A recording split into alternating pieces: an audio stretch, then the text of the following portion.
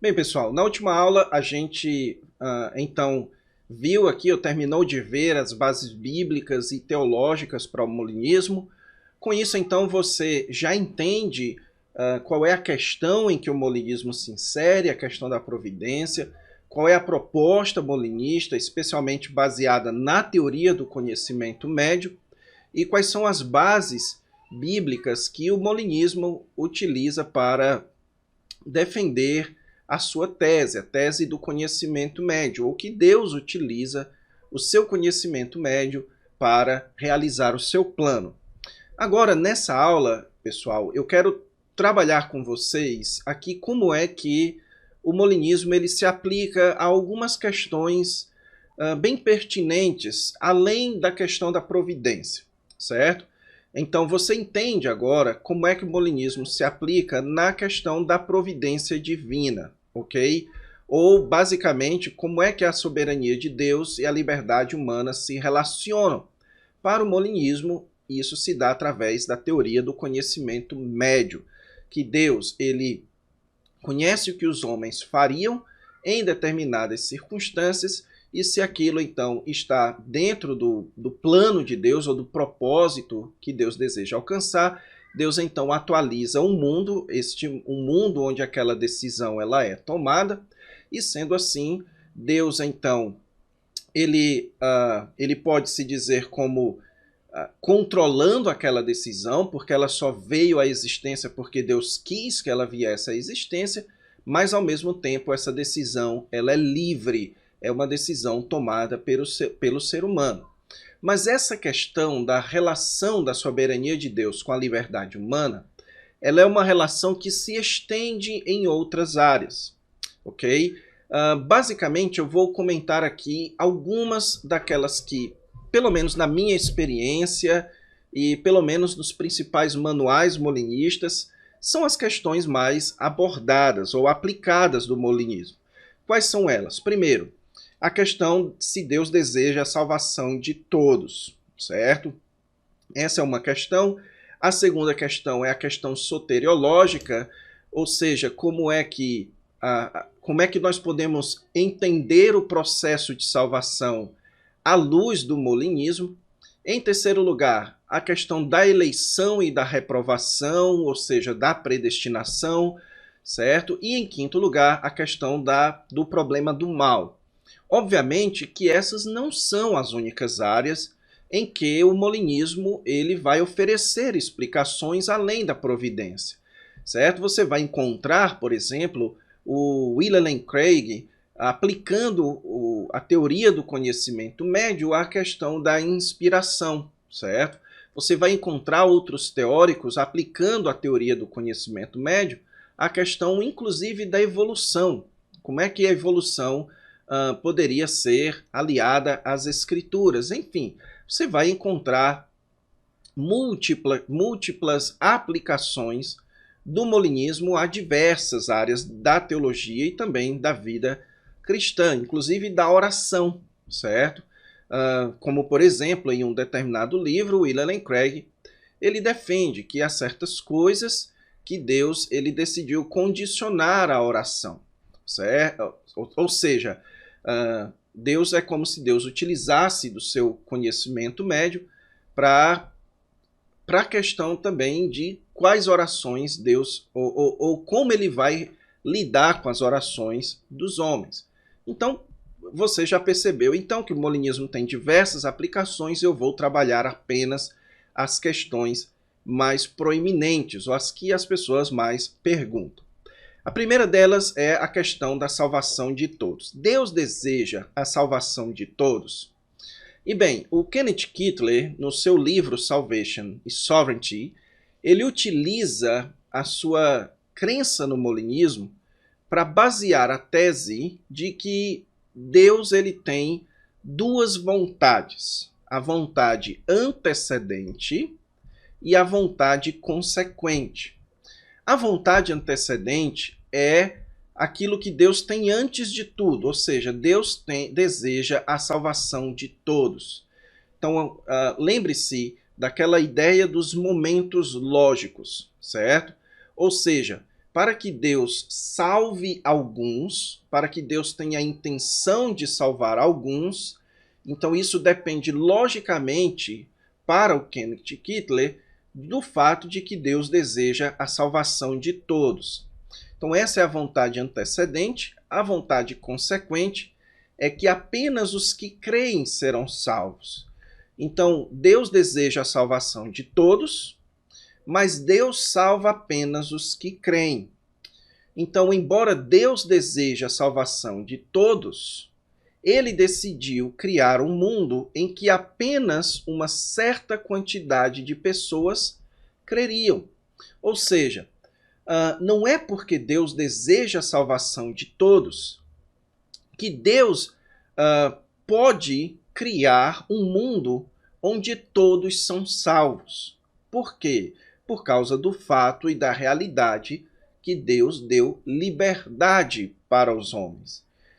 Sendo que Deus deu liberdade para os homens, então alguns homens escolheram rejeitar a Deus, certo? Além disso, você pode pensar o seguinte: tudo bem, mas Deus não poderia ter criado um mundo onde todos são salvos? Primeiro, o molinista diria que nós não temos como saber disso. Eu vou comentar sobre isso melhor posteriormente, certo? Mas, além do fato de que nós não temos como saber disso, o fato é que a teoria do conhecimento médio explica como é que Deus poderia desejar a salvação de todos, mas apenas os que creem sejam salvos. Então Deus deseja a salvação de todos, mas ele percebeu, ou Deus sabe, que o mundo que ele criou, onde alguns são salvos e não todos, ele de alguma forma é melhor do que os outros. Então, um mundo onde todos são salvos, talvez seria de alguma forma inferior ao mundo atual, certo? Então, o Craig, John Lang, dentre outros, eles utilizam essa ilustração de, por exemplo, talvez um mundo onde todos são salvos seja um mundo de apenas 5 pessoas, ou um mundo de, 100 pessoas. O mundo atual, onde nem todos são salvos, ele é um mundo onde ainda assim há uma quantidade considerável de salvos. Então essa é a explicação molinista, que embora Deus deseja a salvação de todos, dado o fato da liberdade humana e dado o fato do conhecimento de Deus dos mundos que ele pode criar, e dado o fato também de Deus saber qual destes mundos é o melhor, e se ele escolheu então este mundo onde nem todos são salvos, é porque este é o melhor dos mundos possíveis para Deus criar, certo? Então aqui você nota que o molinista tenta dar uma visão balanceada da vontade antecedente, onde Deus deseja a salvação de todos, e da vontade consequente, onde Deus acaba salvando apenas alguns. Segunda questão, e eu acredito que essa é uma das que as pessoas mais questionam, não só no molinismo, mas aqui está o centro, o coração de muitos e muitos debates entre calvinistas e arminianos, é a questão da eleição e da reprovação. E aqui eu reproduzo uma frase que eu acredito ser do William Lane Craig. Pelo menos eu ouvi essa frase e li essa frase vinda de William Lane Craig. Ele afirma o seguinte: cabe a Deus criar um mundo onde eu sou um eleito, mas cabe a mim ser um eleito no mundo que Deus criou. O que essa frase do Craig significa? Ele está aqui tentando dar, mais uma vez, um balanço entre a participação da soberania de Deus e a participação da liberdade humana na criação. Então, para o Craig, a questão da eleição funciona da seguinte forma. A eleição, ela pode ser considerada incondicional, no sentido calvinista, certo? De Deus ter usado a sua vontade como base, no fato de que Deus decidiu criar este mundo. Então, ao Deus decidir criar este mundo, e sabendo Deus quais são aqueles que vão crer neste mundo, então isso é o que consiste a eleição, ok? Então a eleição consiste no fato de Deus ter criado este mundo onde eu sou alguém que crê em Jesus Cristo, alguém que faço parte do povo de Deus. Então Deus poderia ter criado um outro mundo, onde talvez eu não fosse um crente no Senhor Jesus Cristo. Então, como no final das contas é Deus quem decide se eu vou crer ou não crer, ou se eu vou existir em um mundo onde eu creio ou não, então neste sentido é que a eleição é incondicional. Mas em um outro sentido, a eleição é condicional. Porque Deus ele decide criar um mundo onde há uma quantidade de pessoas que decidem crer em Cristo, certo? Então, neste ponto, portanto, Deus ele cria um mundo onde você é um eleito, então Deus é, de certa forma, tem controle sobre quem serão os eleitos, mas cabe a você crer no mundo que Deus criou, ou cabe a você, então, crer e ser um eleito no mundo que Deus o criou. Isso daqui é uma explicação muito engenhosa, pessoal. É muito importante que a gente reconheça isso, certo? Porque essa explicação, ela de fato deixa menos problemas para resolver do que a explicação calvinista, onde Deus escolhe incondicionalmente, e aí surge aquela questão se Deus poderia escolher todos, por que ele não escolheu? Certo? E a teoria da escolha da eleição arminiana, que Deus escolheu aqueles que ele previu que iriam crer, certo? Então isso além de dificilmente ser provado na Bíblia, isso faz Deus como sujeito aos homens, ao futuro que é determinado pela caneta do homem. Inclusive, alguns arminianos chegam a afirmar isso, certo? Que Deus ele dá caneta para o homem escrever a história. Mas, enfim, essa explicação molinista aqui, para a questão da eleição, é uma explicação muito engenhosa, certo? E o que caberia a você para refutar isso aqui do molinismo seria demonstrar um conceito de eleição na Bíblia que seja um conceito mais direto, ok? Onde não é que Deus elegeu aqueles... não é que a eleição ela é a posteriori, ou seja, Deus elegeu aqueles que ele sabe que creriam em Cristo, mas que a eleição é a priori, ou seja, aqueles que creem em Cristo são aqueles que Deus elegeu antes, certo? Então, se você conseguir demonstrar na Bíblia isso, então você refuta a aplicação molinista para a doutrina da eleição, ok? Outro ponto importante é isso aqui, ó, que a eleição e a reprovação devem ser vistas à luz da viabilidade dos mundos possíveis para Deus criar. Então, a viabilidade dos mundos possíveis é a teoria do conhecimento médio. Então, o que significa isso? Você enxergar a eleição e reprovação à luz da questão do conhecimento médio. Porque, mais uma vez, assim como no ponto anterior, como é que o molinista vai explicar o fato de existirem eleitos e de existirem reprovados? O molinista vai afirmar, certo, que este mundo, e o William Lane Craig vai afirmar isso, dentre outros, que este mundo é um mundo com a maior quantidade de eleitos. Então, a maior quantidade de pessoas que creem em Cristo. E para que haja pessoas que creem em Cristo, há pessoas que não creem em Cristo. Então, no final das contas, ou Deus não tinha um outro mundo onde todas as pessoas creem em Cristo, ou não tinha a viabilidade por meio do seu conhecimento médio, ou também por conta do seu conhecimento médio, um mundo onde todos creem em Cristo e todos são eleitos, ele é inferior ao mundo atual e, portanto, Deus decidiu criar o mundo com o maior balanço entre eleitos e reprovados. Então, de certa forma, pessoal, o molinista ele precisa admitir que ele crê em dupla predestinação, ok?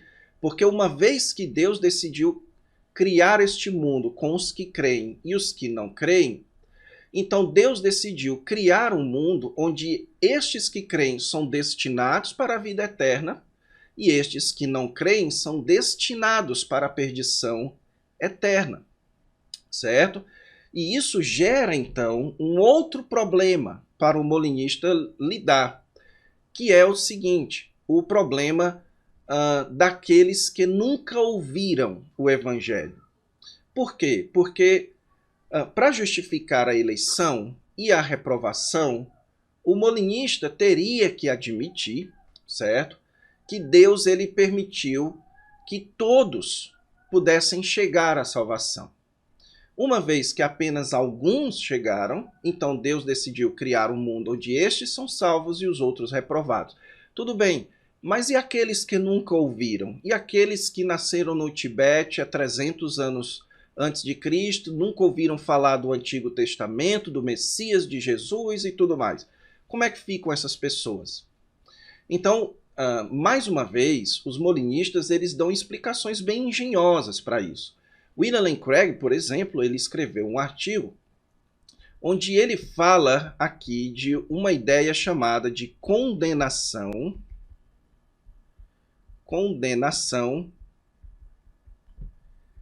transmundana.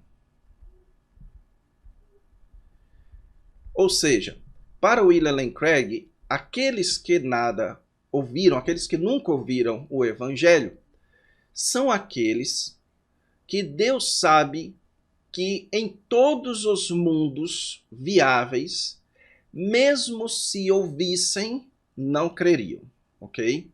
Então, para os molinistas, aquelas pessoas que sequer receberam a chance de crer são aquelas pessoas que Deus sabia que mesmo que tivessem ouvido o Evangelho, não creriam, ok? E por que é chamado de condenação transmundana?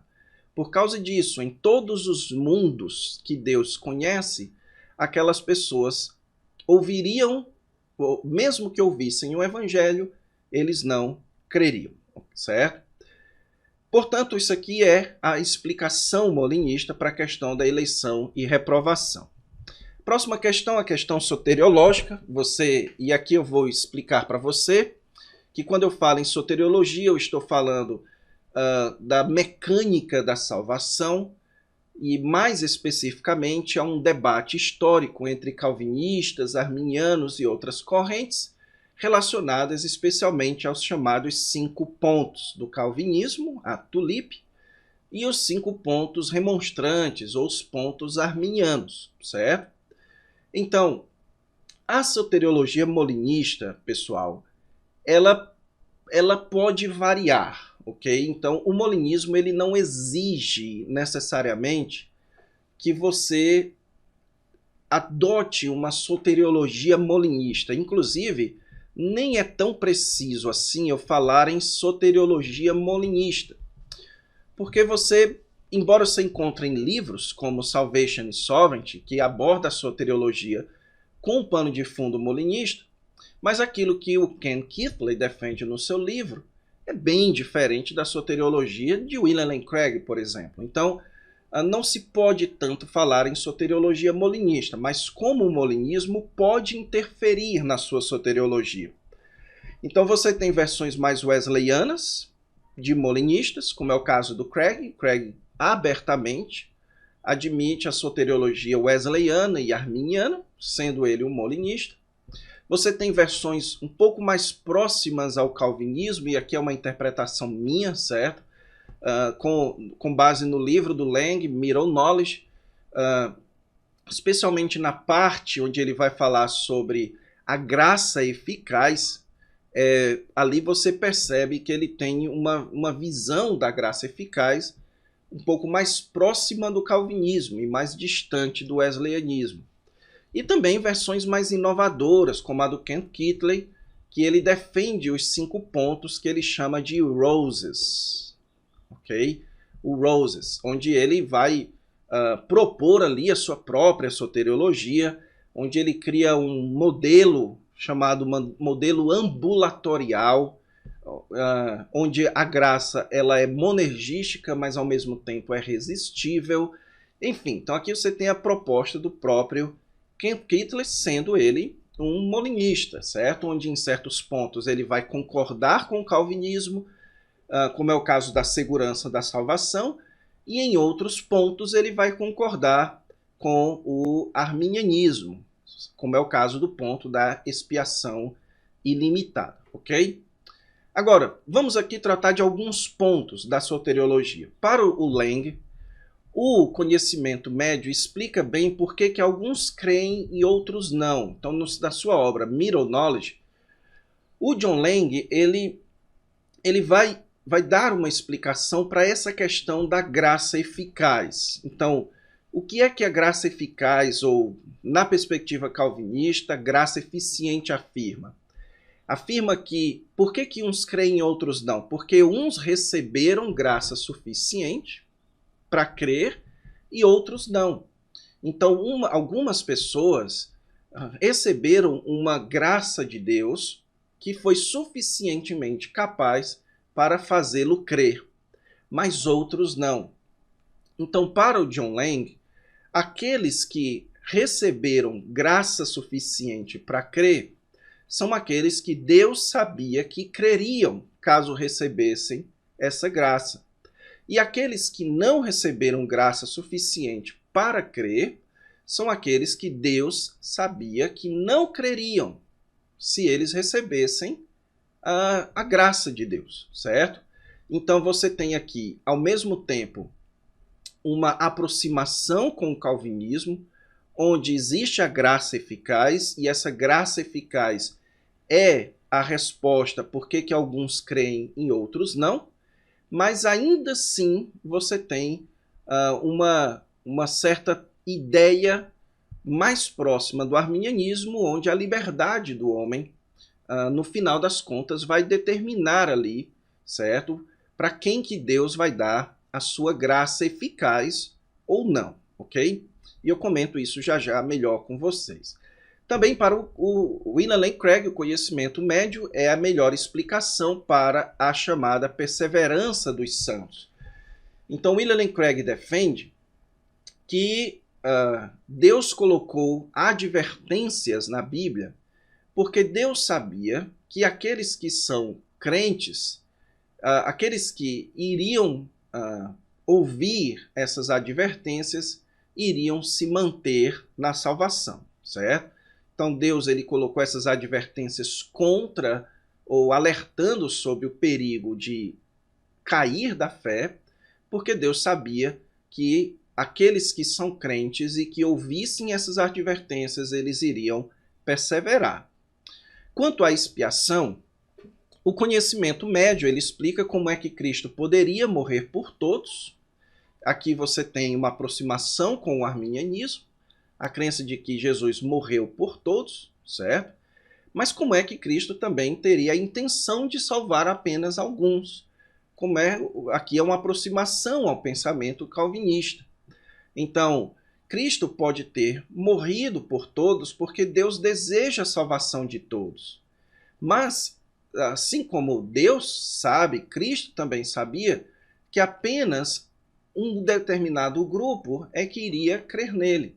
Então Jesus, ao mesmo tempo que morreu por todos, ele sabia e tinha a intenção de salvar apenas aqueles que ele sabia que ouviriam a sua voz ou que creriam nele. Então você tem aqui mais uma vez o molinismo tentando ser um balanço entre a proposta calvinista da morte de Cristo com a intenção de salvar apenas os eleitos e a proposta arminiana da morte de Cristo como sendo com a intenção de oferecer salvação a todos os homens, certo?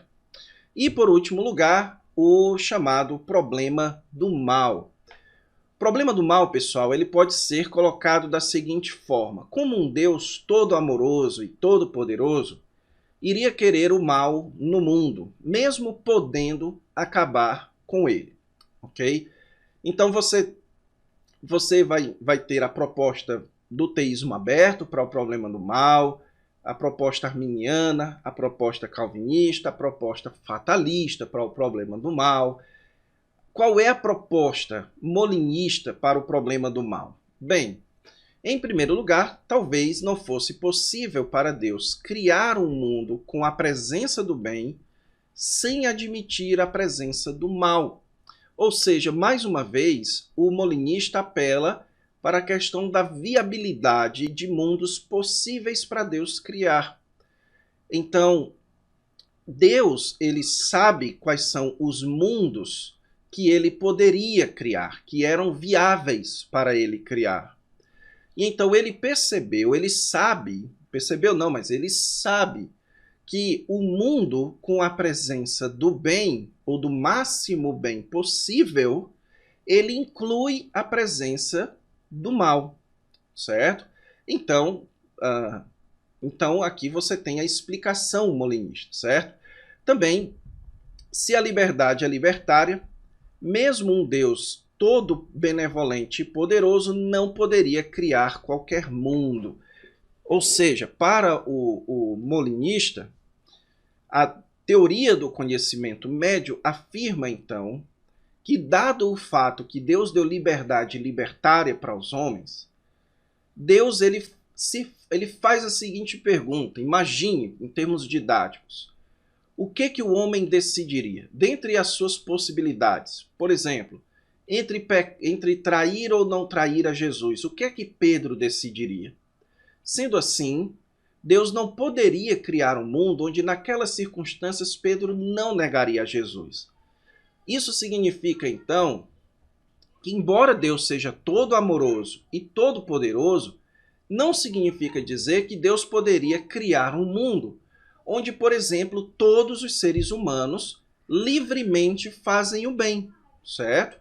Então, Deus não tem como causar isso, porque a liberdade é libertária, então Deus não teria como causar que todas as pessoas só fizessem o bem, mas também Deus, em sua sabedoria e em seu conhecimento, ele sabe que nem todos os mundos, aliás, ele sabe que ele não pode criar todos os mundos possíveis. Ele precisa considerar aquilo que os agentes livres fariam em determinadas circunstâncias, certo? E um terceiro ponto, e esse aqui eu acho um pouco mais convincente do que os outros dois, certo? Deus teria razões suficientes para escolher este mundo a outros, e não estamos em posição adequada para julgá-lo por isso. Ou seja, Deus conhece a galáxia de mundos viáveis para que ele pudesse criar. Nós não conhecemos. Então, em sua sabedoria, se Deus escolheu este mundo e não a outros, é porque este mundo é o mundo com a maior quantidade de bem possível. E que ele precisa incluir a presença do mal, certo? O mal está presente também. Mas em sua sabedoria, Deus sabe que este é o melhor dos mundos possíveis. Deus sabe que este é o mundo onde o bem prevalece no final sobre o mal, onde os seus propósitos redentivos prevalecem no final, onde a justiça é feita no final, ok? Onde, portanto, os planos justos de Deus e restauradores de Deus são alcançados no final. E nós não estamos em posição de dizer para Deus que haveria outros mundos melhores para ele criar, porque nós não conhecemos essas outras possibilidades, ok?